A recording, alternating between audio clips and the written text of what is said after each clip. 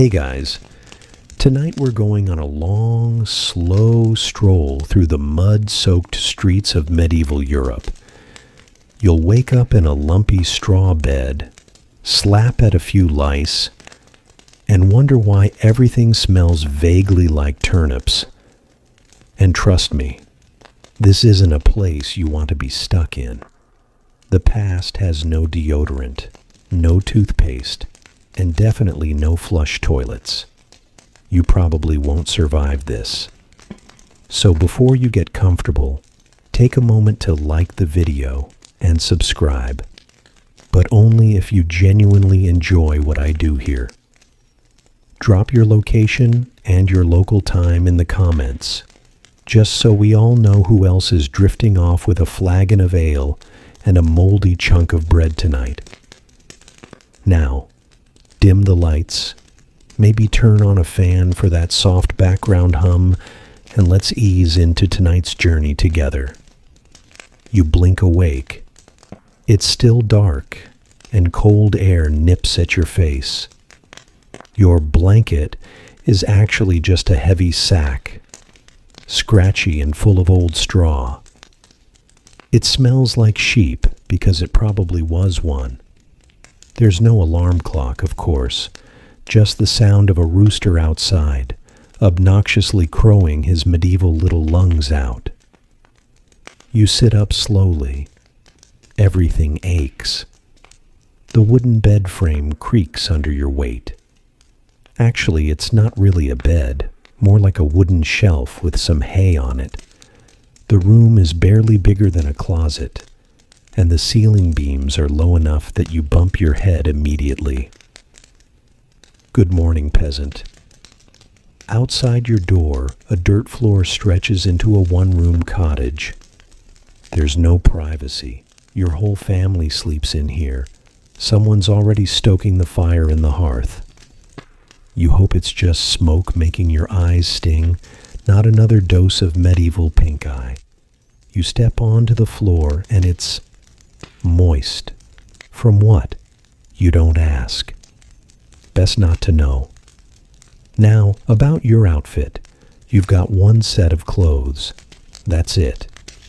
A rough tunic made from itchy, unwashed wool, some leggings that barely stay tied, and shoes, if you're lucky, that are wooden clogs. They clunk when you walk and trap moisture like little medieval saunas for your feet. And socks? That's adorable. No socks for you. There's a belt made of rope, because buttons and zippers are the stuff of futuristic witchcraft. Underwear? Again, no. Not invented yet for most common folk. So, try not to trip. You take a few steps outside, pushing open a crooked wooden door that squeaks like it's haunted. Your village is already buzzing. Chickens strut through the mud, children chase geese, and the blacksmith is hammering away like it's his only therapy. Which, honestly, it might be. The air is pungent. Smoke from cooking fires, manure from the livestock, and the ever-present tang of unwashed humanity blend into a perfume you won't soon forget. There's a reason medieval folks carried little bags of lavender around their necks. They were desperate. And let's talk about shoes again. Remember those wooden clogs? They don't keep out the cold, or the wet, or the rocks. Every step is a fresh reminder that podiatry won't be invented for another few centuries. But on the plus side, you'll never have to worry about athlete's foot, because fungus can't grow where your soul has already given up. You're hungry, but breakfast is still a few hours away. You gnaw on a leftover crust of bread that's gone stiff as a brick. It tastes like dust and sadness. A neighbor waves at you, their smile revealing 3 teeth, 2 of which are probably borrowed. You smile back, self-conscious about your own dental status, which in this timeline is probably actively decaying. You hear the church bell ringing, far away but distinct. It's not digital, not even mechanical, just a heavy iron bell being yanked by a very tired monk. It's a call to morning mass, though most folks are too busy surviving to make it on time. Still, you say a quick prayer under your breath, not because you're holy, but because you're scared. Everyone is. Superstition runs thick here, thicker than the gruel you'll eat later. Now you begin your morning chores. You grab a pail and head to the village well. It's about a 10-minute walk. 10 minutes if you don't slip in something unpleasant on the way. Mud, manure, random puddles, could be anything. Your shoes squelch with each step. The well is crowded, and the line is long. People talk in hushed tones, mostly about the weather, or someone who got sick from eating spoiled fish, or the latest rumor about the Lord's son who might be possessed. It's a normal Tuesday. You draw water, heavy and sloshing in your wooden bucket, and start the trudge back. By the time you return, your arms are sore, your back is tight, and you've probably spilled half the water onto your tunic, which will now stay damp until sunset. You hear someone coughing nearby, a deep, chesty rattle that sounds like a whole plague trying to escape. You take a step back instinctively, but realize too late. Everyone's coughing. It's part of the soundtrack now. You head back inside to help prepare breakfast. A little pot sits over the fire, filled with what might generously be called porridge. More accurately, it's a warm, lumpy goo. No sugar, no cream, just oats, water, and crushed up dried peas if you're lucky. You eat it with a carved wooden spoon that you share with your cousin, your uncle, and probably the family dog. You sit on a crooked bench, your spine begging for a pillow that doesn't exist, and look around. The light filtering in through the tiny window is dim, dusty, and slightly green, thanks to the warped glass and mildew. You sip a weak ale instead of water because the well might be contaminated. Again. Historians still argue whether ale was safer or just slightly less deadly. And then, like clockwork, your neighbor bursts in. She's frantic. Someone's pig has gone missing. That's not just a pet. That's a financial crisis. You stand up to help. Because in the medieval world, one thing's for sure. If the pig disappears, your dinner disappears with it. Welcome to your new life. Try not to get too comfortable. You probably won't last past lunch. You follow your neighbor out into the street, though calling it a street is being a little generous. It's more of a rut-filled path of compacted earth, slick with mud, and who knows what else. Chickens scatter at your feet. A goat looks at you like it knows something you don't. You make a mental note never to trust goats. The missing pig is, in fact, a big deal. It might be the only meat that family sees all year. You walk around helping search, even though you've got other chores waiting. But it's medieval times. Community matters. Also gossip. And right now, nothing is hotter than a vanishing pig. Eventually, someone spots the animal stuck behind a pile of firewood near the baker's hut. Everyone laughs. The pig grunts, deeply offended, and waddles away. Crisis averted, for now. But all that searching has taken time, and your stomach is growling. Time for a meal, or something that vaguely resembles one. You head back to your cottage, where your family is preparing breakfast. Now, let's set expectations right. This is not avocado toast and a cold brew kind of morning. This is medieval Europe, and you're lucky if your breakfast doesn't actively try to kill you. On the wooden table, a term we use lightly, as it's mostly a plank with 3 legs, you see your options. A chunk of stale rye bread and a small wooden cup filled with warm ale. The bread is dense, heavy, and smells faintly sour. Not because it's artisanal, but because the yeast is feral and hygiene is a rumor. You bite into it. It resists. The crust scrapes the roof of your mouth, and the inside is chewy. Not in a good way. Historians still argue whether the average medieval loaf was food or just a weapon in disguise. You sip the ale, which tastes like soggy barley, and regret. It's weak, barely fermented, but warm and oddly comforting. You're told not to drink the water because it's likely full of bacteria, worms, and possibly curses. So instead you drink alcohol. First thing in the morning, every day. Some days, if you're lucky or it's a holiday, you might get a boiled egg or a sliver of cheese. Today is not one of those days. The bread, by the way, might contain ergot, a naturally occurring fungus that grows on rye in damp conditions. It causes hallucinations, convulsions, and something cheerfully known as St. Anthony's fire. So if your fingers start tingling and the wall starts melting, you'll know why. But most of the time, the only real risk is breaking a tooth on the crust. While you chew, someone at the table mentions that the miller's wife claims to have seen a witch in the woods last night. Again. This is the 3rd time this month.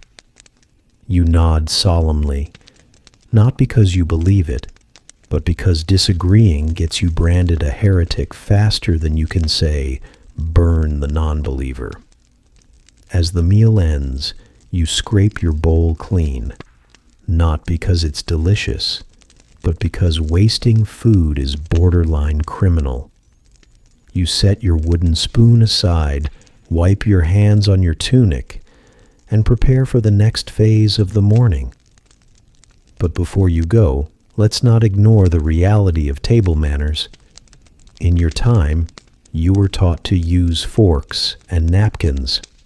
Here, nope. Everyone eats with fingers, sometimes with shared knives, and everyone wipes their hands on whatever fabric is nearby. Your sleeve, their sleeve, or the dog. There's no concept of germ theory. The idea that invisible organisms cause disease won't exist for centuries. So, naturally, you touch your food, your face, and the communal salt bowl with the same hands you used to chase a pig through the mud 10 minutes ago. Bon appétit. By now, you're full. Well, as full as you're going to get, and slightly buzzed from the ale. You head outside again. The sun has risen higher, and the village is alive with activity.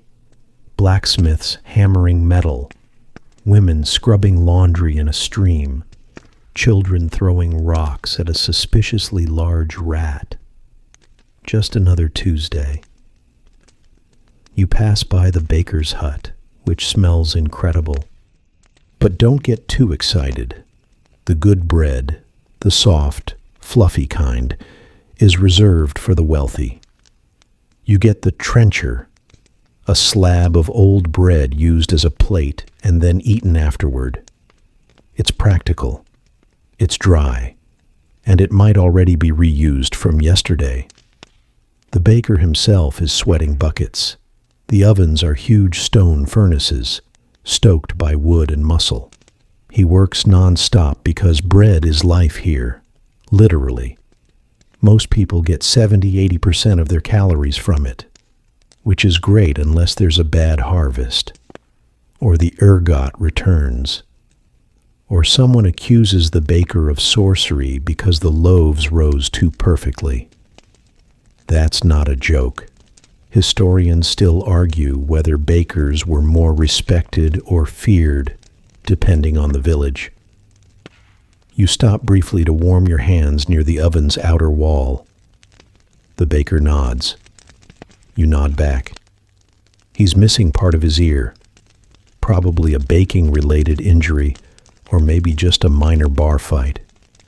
Who knows? The scent of burning bread crust lingers in the air as you move on. Around the corner, you find a few villagers gathered around a large wooden table. They're preparing vegetables, mostly root stuff, onions, garlic, maybe some leeks if it's a good season. Everything smells strong, sharp, earthy. These are not Instagram vegetables. These are survival vegetables. You join in, peeling potatoes with a knife so dull it might just be a sharpened spoon. The work is mindless, which is good. Mindless means safe. It also means you can daydream for a bit, maybe about a hot bath or a soft pillow. You've never had either, but the legends sound nice.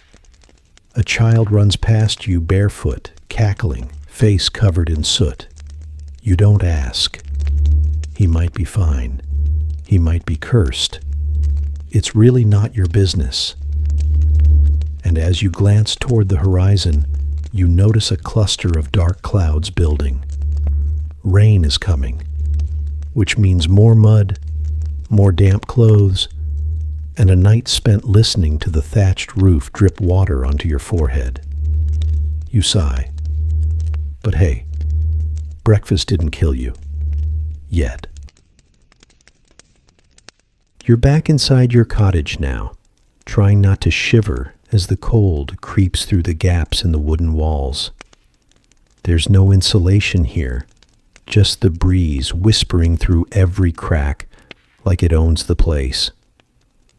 A few embers glow in the hearth, but they don't do much unless someone feeds the fire, and the only fuel left is damp wood and desperation.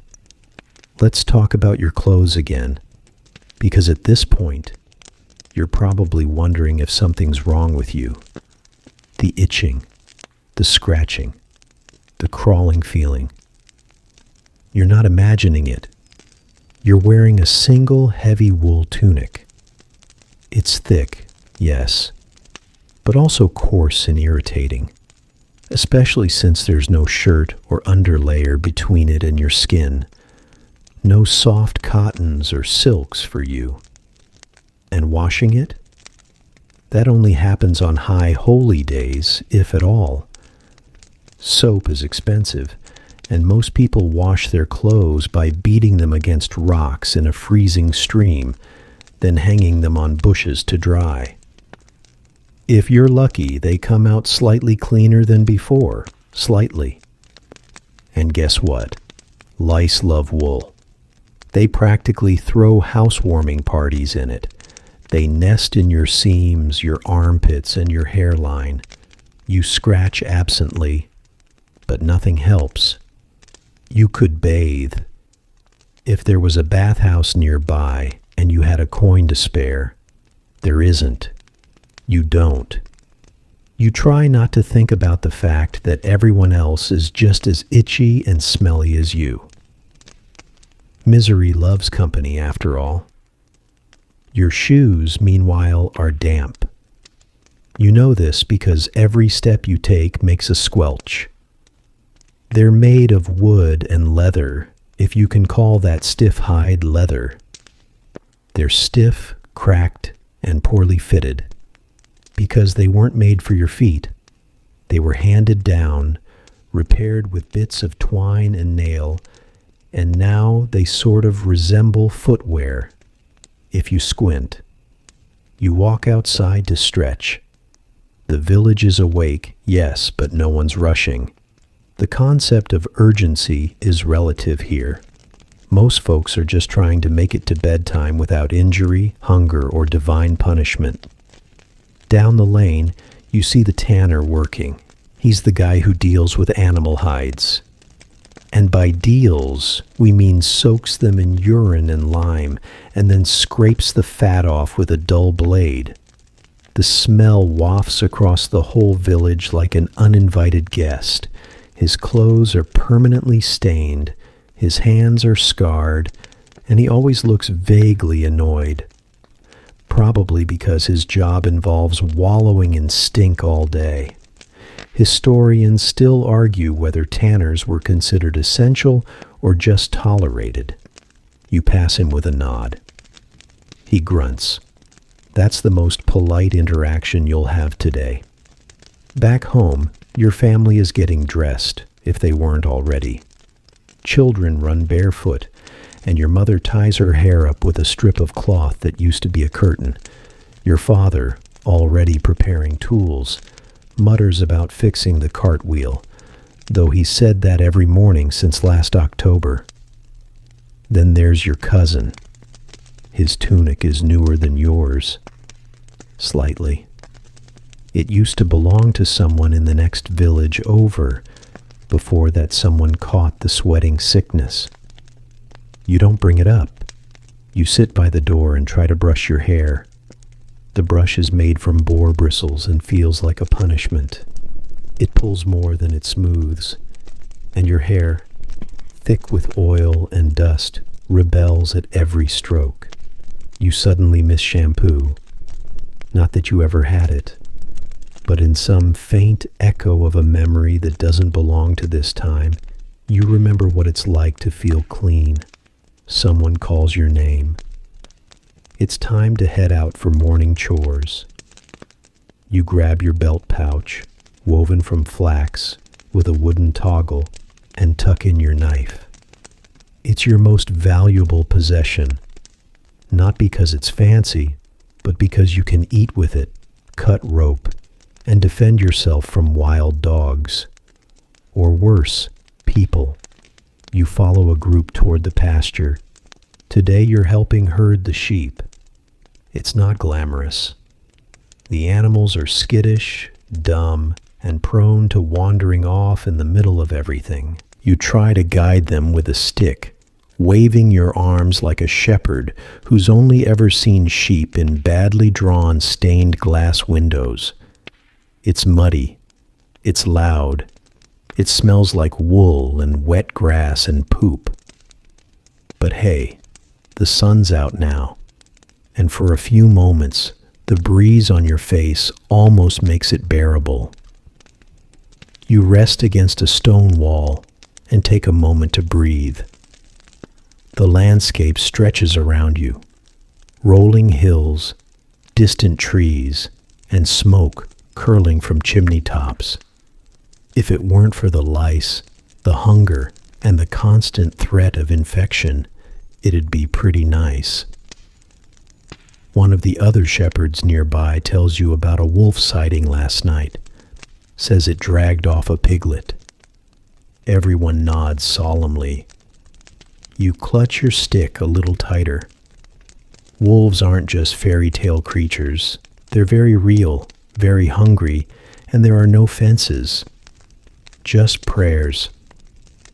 Back in the village, you're handed a bucket. Water needs to be fetched again. You trudge to the well, arms sore, legs aching. On the way, you pass the carpenter's hut. He's working on a new table for the monastery, something ornate, probably made from stolen church wood. You admire the craft work. Every nail, every joint, carved by hand. Tools are precious, passed down for generations, sharpened on stone. The carpenter sees you staring and offers a toothless smile. You wave. You wonder how old he is. 30? 40? Hard to say. Medieval life ages you like dog years. Most people don't make it past 50, and if they do, they're considered mystical beings, or just very lucky. You fill your bucket again, haul it back, and set it down by the hearth. The water is cold, cloudy, and will probably be boiled before use, if there's time. If not, well, fingers crossed. You sit down on the bench, muscles humming with exhaustion, and glance at your fingernails, caked in mud. There's no soap, no sink. You wipe them on your tunic and move on. Outside, someone is sharpening a scythe, preparing to cut barley. Others are patching a roof. Life here is endless maintenance. You don't live so much as constantly repair. But you made it to mid-morning without injury, hallucination, or divine wrath. That's a win. You barely get a moment to rest before someone calls your name again. There's always something. This time, it's your turn to haul firewood from the edge of the village. You sigh and rise from the bench, every joint protesting like a rusty hinge. Your legs are already sore, your back already tight, and the day isn't even halfway done. The firewood pile sits just past the last hut, a messy stack of chopped logs and broken branches collected from nearby woods. You lift a bundle onto your back. It's heavier than it looks. No wheelbarrow, no donkey, just your spine and the sheer force of pre-industrial guilt. As you walk, your shoes sink slightly into the soft ground. The mud tries to keep you.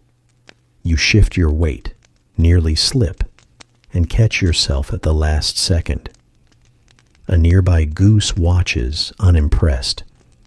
Medieval geese, by the way, are not cute. They are territorial, rude, and possibly demonic. One hisses at you, flapping its wings like it owns the place.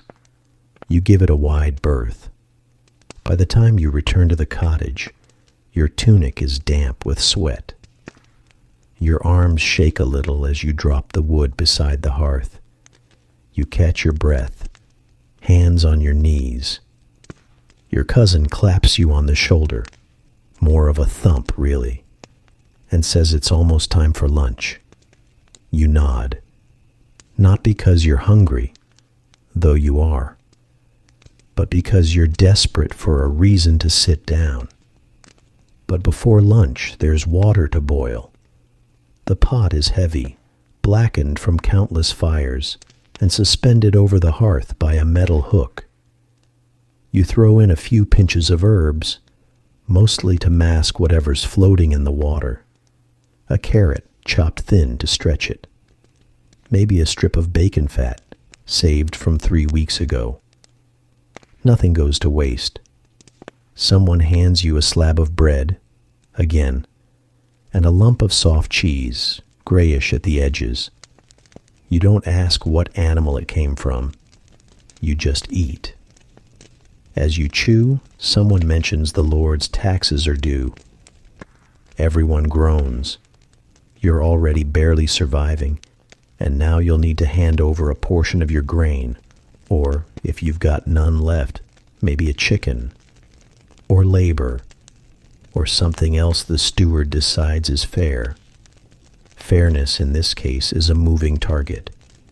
You wash down the meal with more ale. It's still warm, still weird, but at this point, it's your only friend. After lunch, there's no nap, no quiet break. You're expected to help reinforce the animal pens. Some of the pigs have been sneaking out again. So you're handed a wooden mallet and a few crude stakes, and you walk toward the fence line. The ground is uneven. Every swing of the mallet sends vibrations up your arms. You miss once, the stake glancing off and landing in a puddle. You fish it out. Start again. The pigs watch you, snorting occasionally, as if mocking your technique. A few yards away, a group of women are washing laundry in a large wooden tub. They've carried water from the well, boiled it, and are now slapping clothing against stones. One of them sings a slow, mournful tune in the local dialect, a ballad about a knight who never returned, probably because he died of dysentery. Laundry is an ordeal. You know this because last week it was your turn, and your hands were red and raw for days afterward. The lye soap stings. The water is never warm enough. And there's always someone yelling that you didn't scrub hard enough. You drive the last stake into the mud, wipe your forehead, and straighten up. Your lower back makes a sound that's probably illegal, but the fence holds, for now. The sun begins to tilt westward. Shadows lengthen, the wind picks up.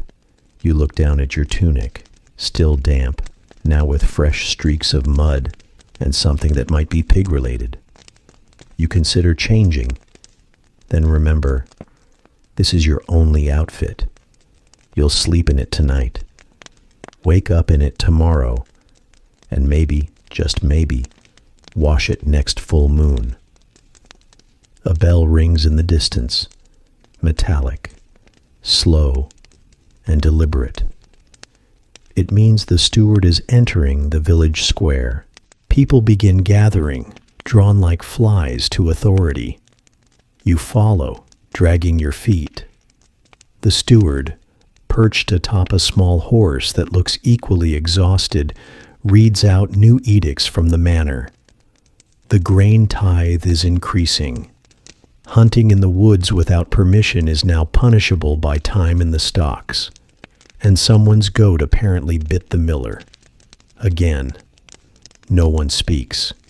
You just nod, accept the new rules, and try to look invisible. Historians still argue whether village life was peaceful submission or quiet rebellion.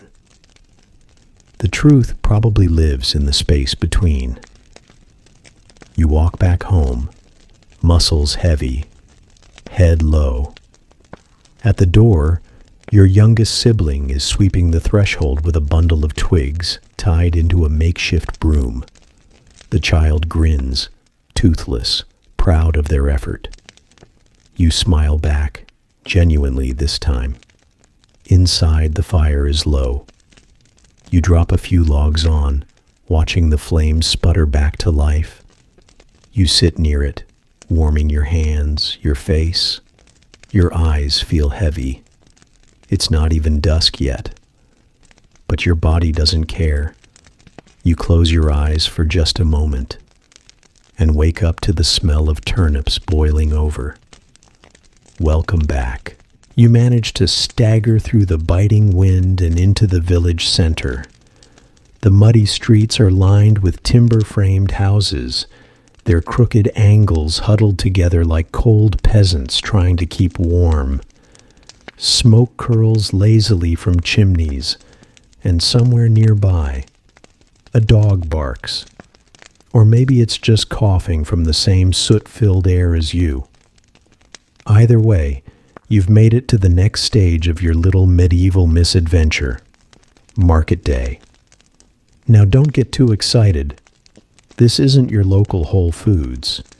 It's more like if a flea market and a barn had a very tired, very muddy baby. The ground is thick with slush, straw, and, well, let's just say some ingredients aren't food. You carefully sidestep what you hope is only animal droppings as you approach a stall. A merchant eyes you skeptically, arms crossed, a few missing teeth grinning beneath his woolen hood. His goods? Turnips. Just turnips. You hold one up. It's soft in a bad way. He slaps your hand away. No free samples here. Everything's bartered, and you, with your borrowed tunic and frostbitten nose, have nothing to trade. No coin, no bread, not even a chicken. You mumble something about credit, and the merchant laughs so hard he nearly falls into his own turnip pile. This is the marketplace at its finest. Loud, chaotic, and completely unforgiving. You dodge a pair of children chasing a goose, nearly tripping over an old woman yelling about her stolen radishes. There's a man shouting about leeches being the cure for everything from gout to heartbreak.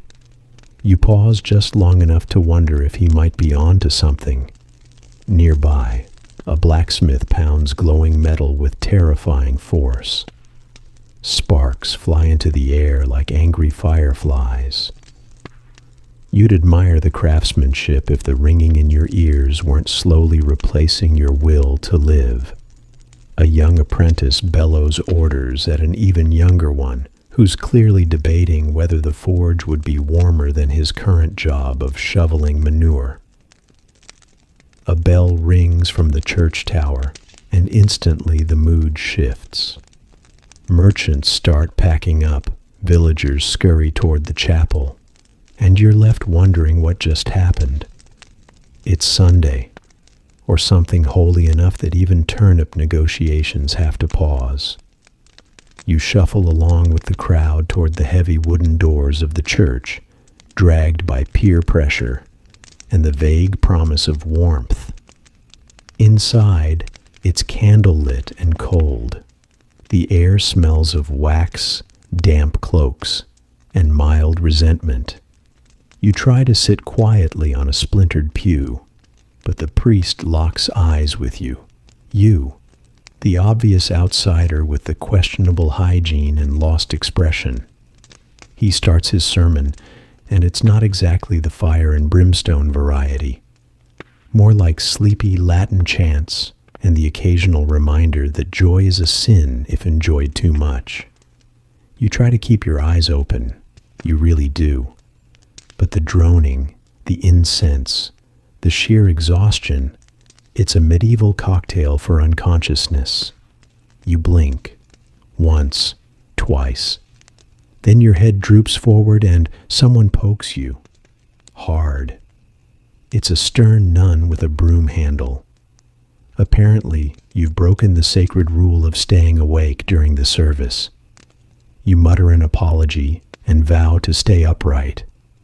No promises about staying conscious. After what feels like a small eternity, the congregation rises. You stumble outside with the rest, blinking in the pale winter sun.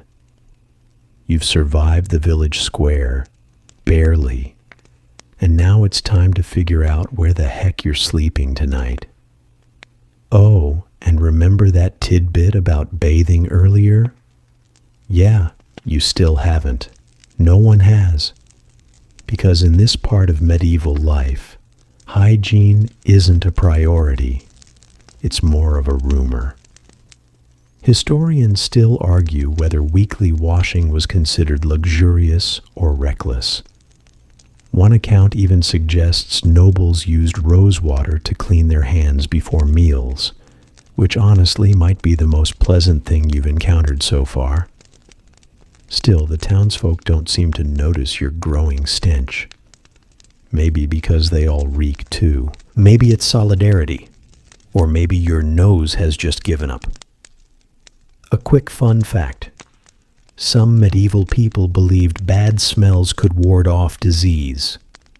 So, congratulations. You're basically a walking charm against the plague now. As the sun begins to dip once again, casting long, shadowy fingers across the cobbled lanes, you wonder what comes next. Your stomach growls, your legs ache, and somewhere behind you, the goose kids are still chasing that same goose. It hisses at you as you pass, like it knows something you don't. Don't worry. The night is young, and way worse things are waiting in the dark. The tepidarium should be safe. It's the warm room, the one meant to ease your body between extremes, not scorch it, not freeze it, just cradle it.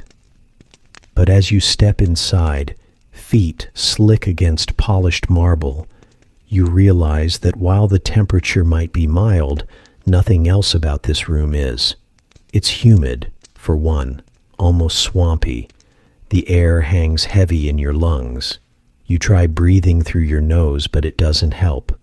The smell is peculiar, a stew of sweat, oils, smoke, and time. Sweet, sour, and ancient. It clings to your clothes, if you had clothes. But you're still mostly naked, except for the flimsy cloth you were handed. Comfort is a modern luxury. This room is dim. Just a few narrow slits above let in filtered daylight, and the oil lamps on the walls burn low. Everything glows bronze and amber. You see shadows flicker across the walls as attendants pass by, their footsteps soft but echoing. Somewhere, someone drops a bronze bowl. The clang pierces the haze. You're ushered toward a marble bench. It's heated from underneath and not entirely unpleasant, but it's slick. The sweat of 100 previous occupants has seeped into every crack of the stone. You sit gingerly, feeling the heat transfer to your skin in slow waves. A thick, muscular man looms in the steam. He's holding a curved metal scraper, a strigil, and yes, he's coming your way. You flinch as he begins his work. He scrapes the oil and sweat and skin from your body with businesslike strokes. It's not painful, exactly, but it's not relaxing either. The scraping is rhythmic, rough, and feels weirdly vulnerable, like you're being erased, layer by layer. Welcome to medieval exfoliation.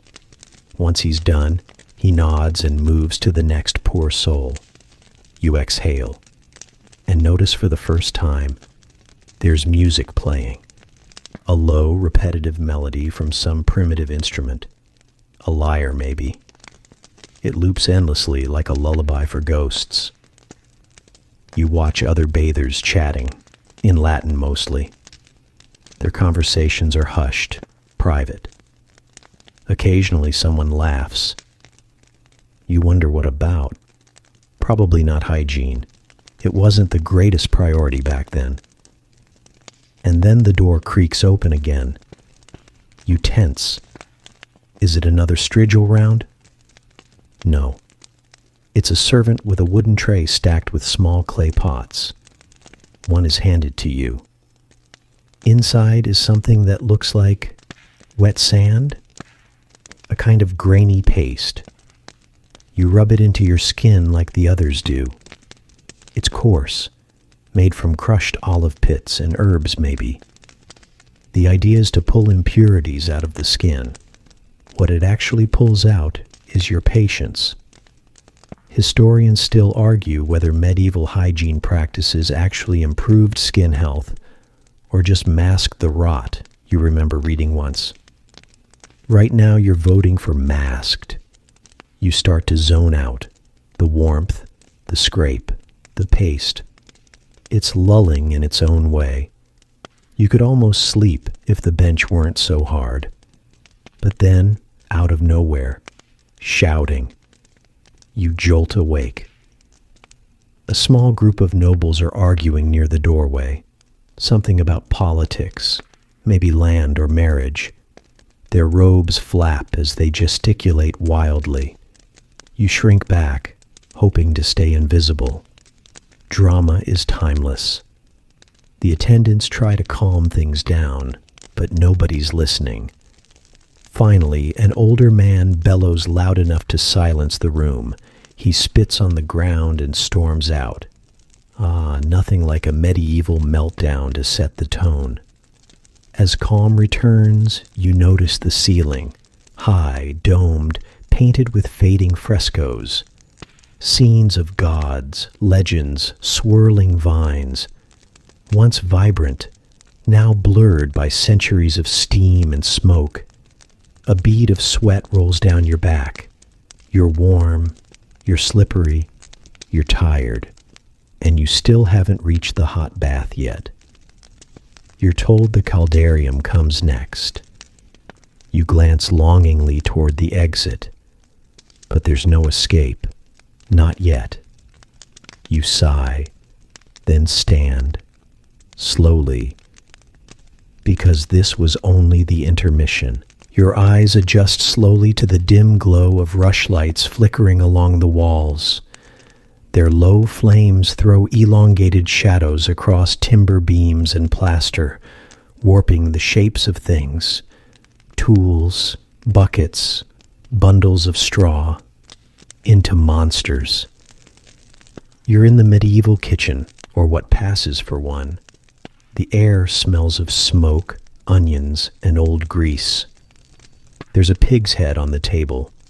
Its glassy eyes stare at you like you're the strange one. You're probably hungry by now. But before you even think about what's for dinner, you need to understand something. Cooking in medieval times isn't about flavor. It's about not dying. Preserving food through pickling, salting, or smoking is the norm. Fresh produce? That's a luxury.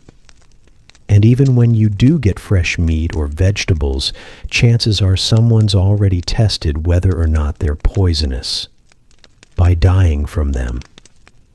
The cook, a burly woman with arms like tree trunks, slams down a cauldron filled with something gray and bubbling.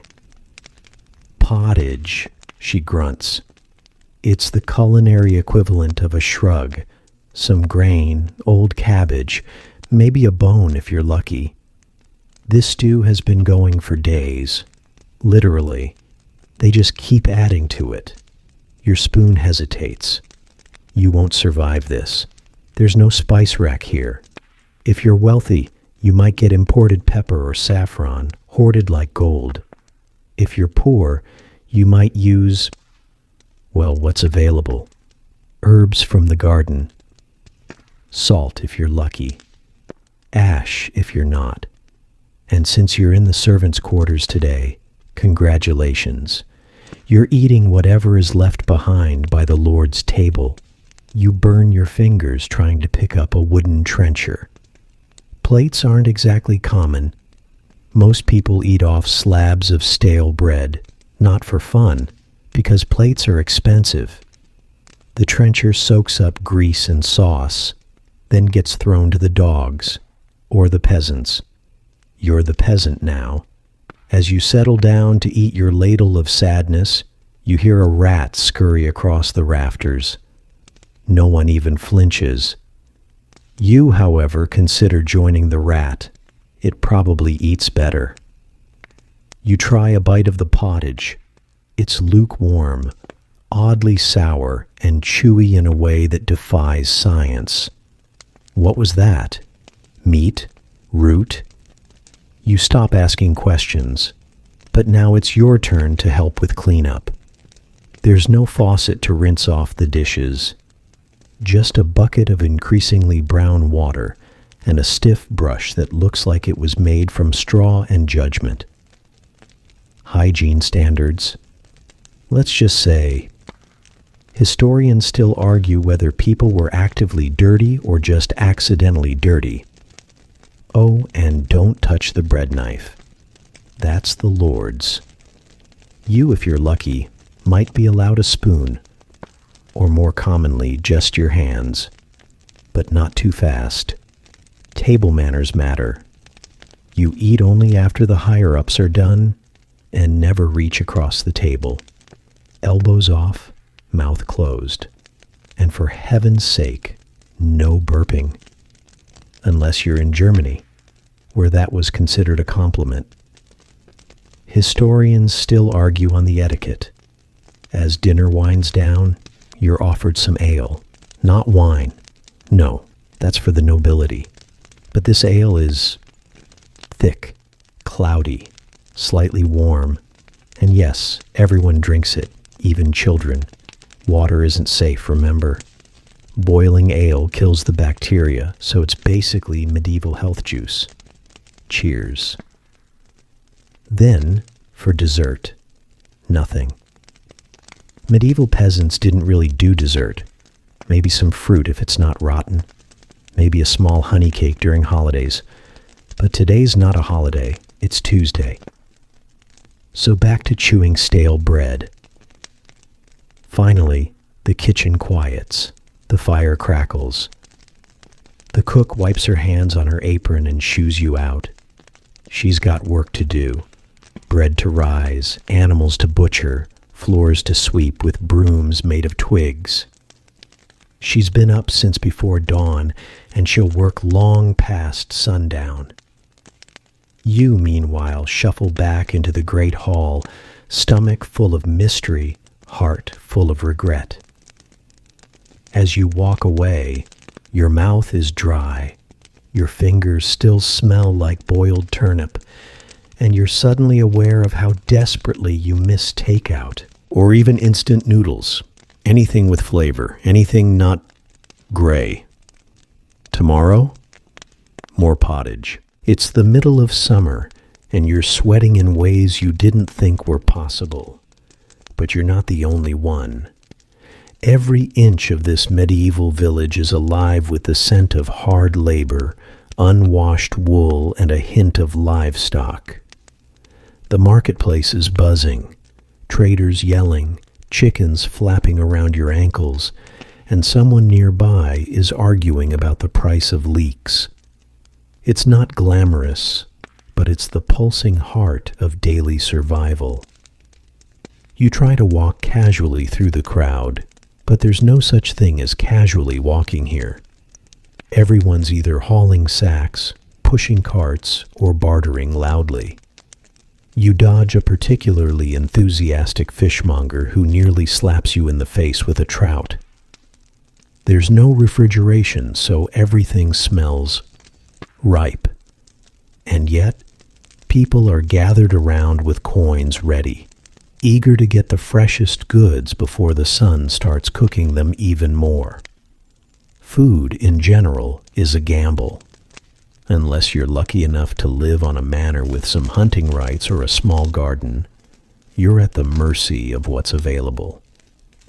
Grain-based foods dominate.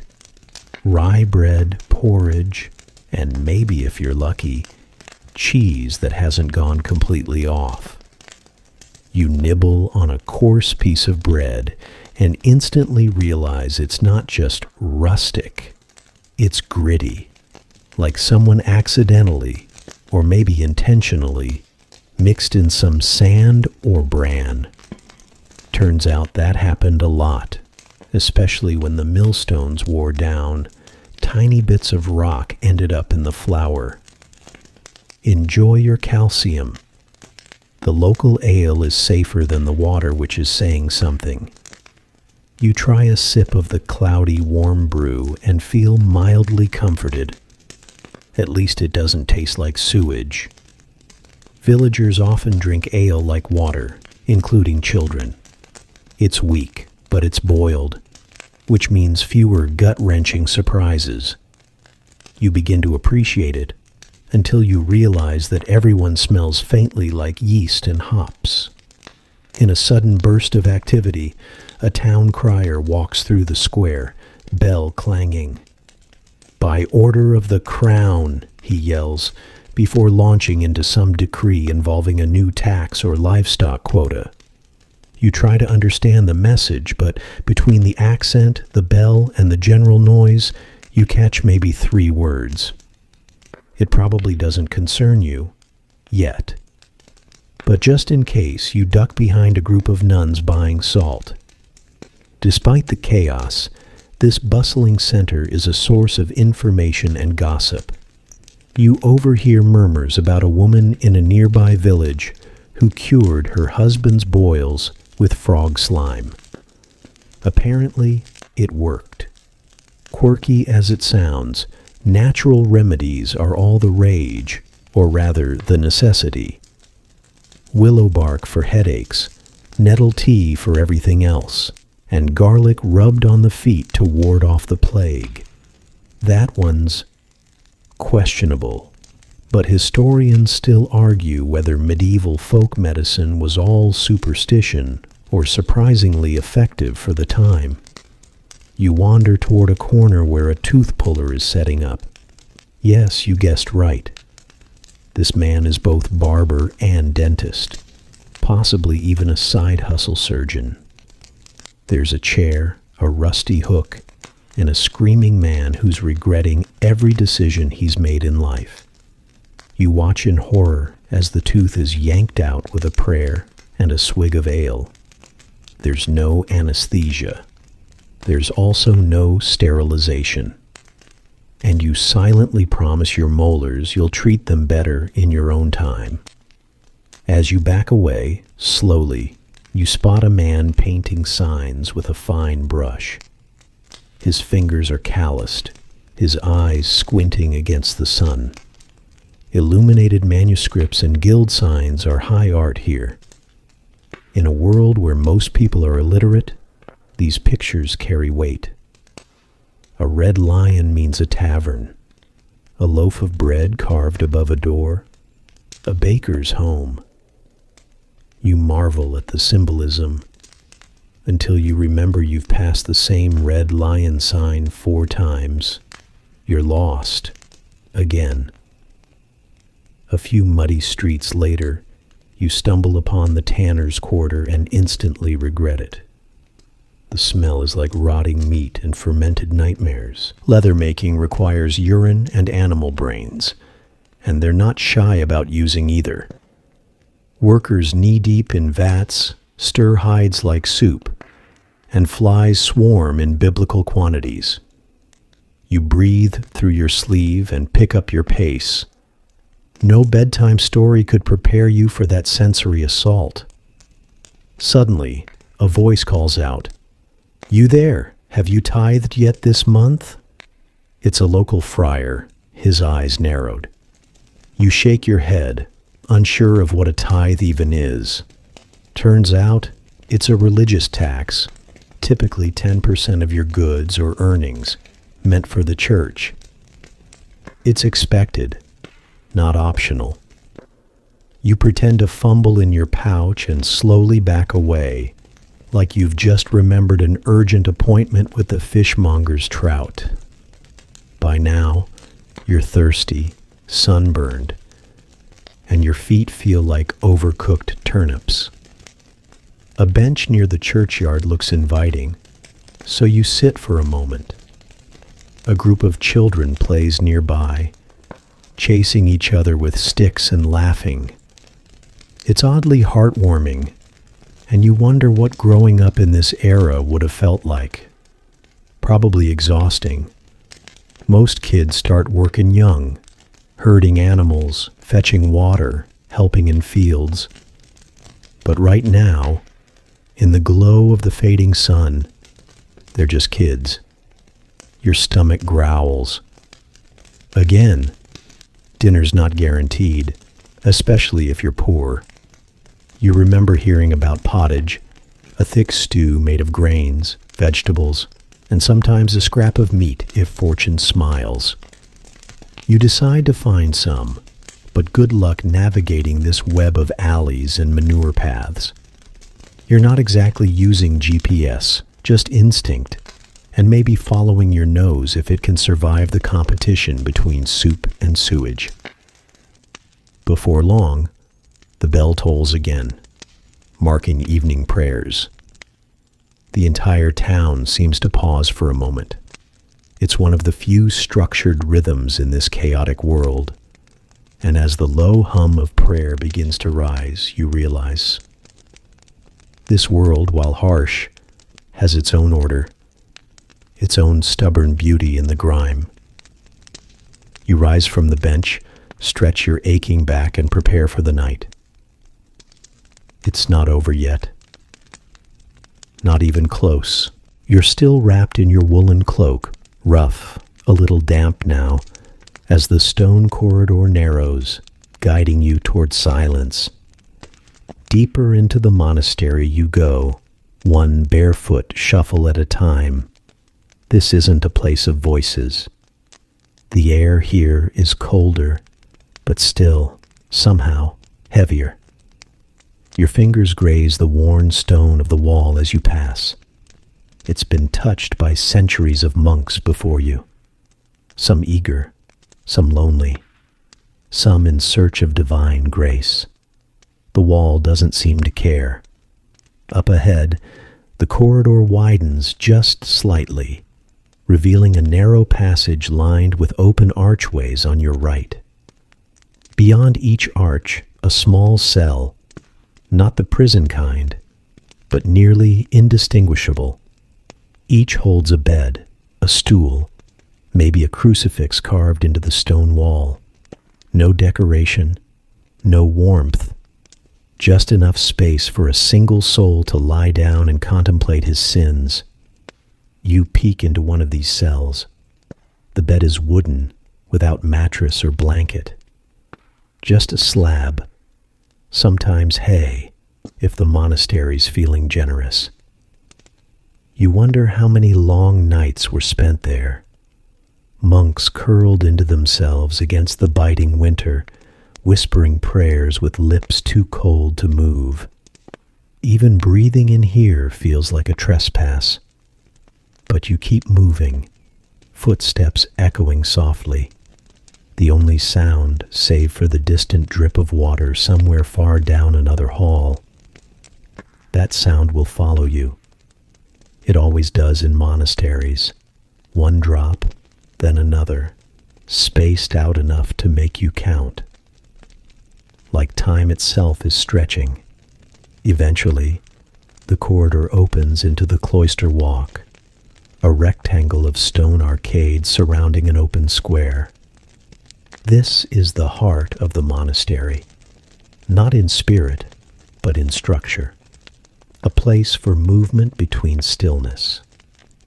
To your left and right, arches frame the inner courtyard, where low grasses grow, and a single gnarled tree reaches toward the gray sky.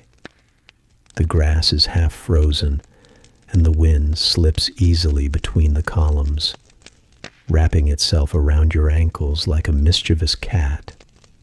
You try to imagine this place in spring, birds nesting near the eaves, monks moving quietly in the corridors, a soft chant echoing off stone walls.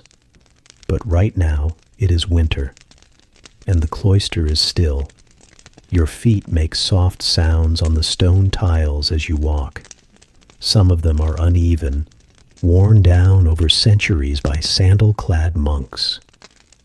These grooves are like shallow footprints made permanent, telling you that others have walked here before you, and that you too will disappear one day, leaving only a curve in the stone. Above you, the wooden beams of the roof creak, not dangerously, just enough to remind you that the world is still alive. The monastery is a breathing thing, cold, quiet, but alive. You spot a doorway ahead, its frame tall and slightly arched. Carved above it, in worn Latin script, is a verse you can't read, but your bones understand. Enter humbly. You do. This is the chapter house, where monks gather daily to read a portion of the rule, to confess, and to speak, if necessary. The room is circular, with stone benches running along its edges. At the far end, a single wooden seat. That's where the abbot sits, though not with power, just presence. You walk across the room. The acoustics here are uncanny. Your footfall seems to multiply, bouncing gently off the curved walls. It's said that in some monasteries you could hear a whisper from one end to the other, though no one whispers here. They listen. You sit on one of the cold stone benches. For a moment, you try to be still like the monks must be, upright, alert, hands in your lap. You breathe in. The silence presses on your ears like altitude. It's not empty. It's full of memory, of judgment, of repetition. You wonder what kind of sins were confessed in this room, whether a monk ever whispered, "I stole bread," or "I envied the abbot," or "I miss my mother's voice." The sins of monastic life are rarely loud or violent. They are soft, internal, a wandering thought during prayer, a moment of longing, a second too long, staring at a warm fire. You get up. The stone corridor beyond the chapter house leads you toward the refectory, but you pause before entering. This is a sacred place too, not because of what it offers, but how it is offered. Food is taken here in silence. Meals are sparse, deliberate, and often flavorless. Inside, long wooden tables stretch out in rows, lit by narrow windows high in the wall.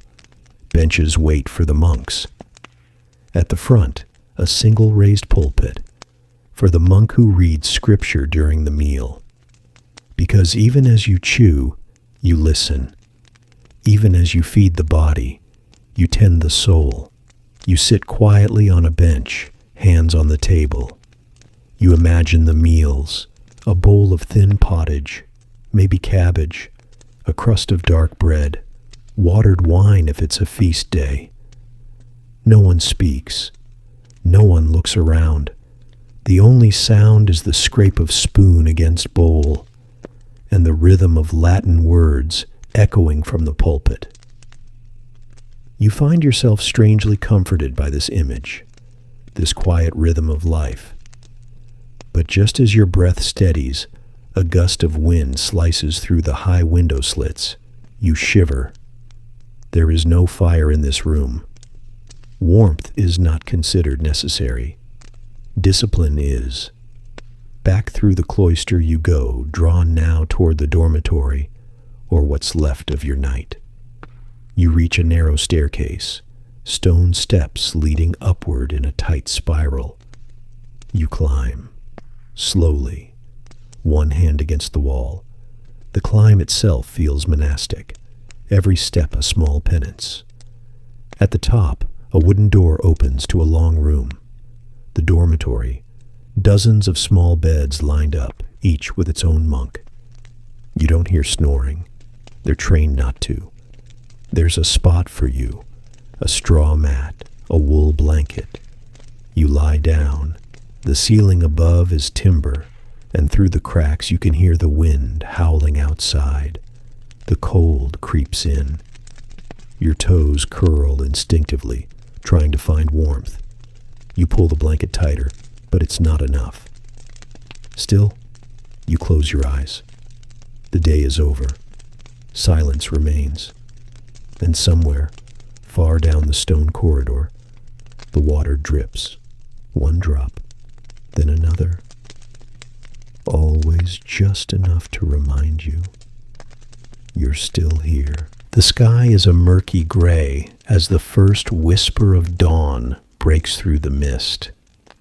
You stir in the creaky hay of the loft, your blanket a scratchy wool sheet, your body stiff from sleep, or the cold that's never truly gone in this place. The cockerel crows from somewhere just beyond the thatch, and beneath you, the farmhouse begins to breathe with life. A low murmur, the creak of old timber, and the soft clatter of pottery mark the beginning of another day in this medieval village. But today is not like the others.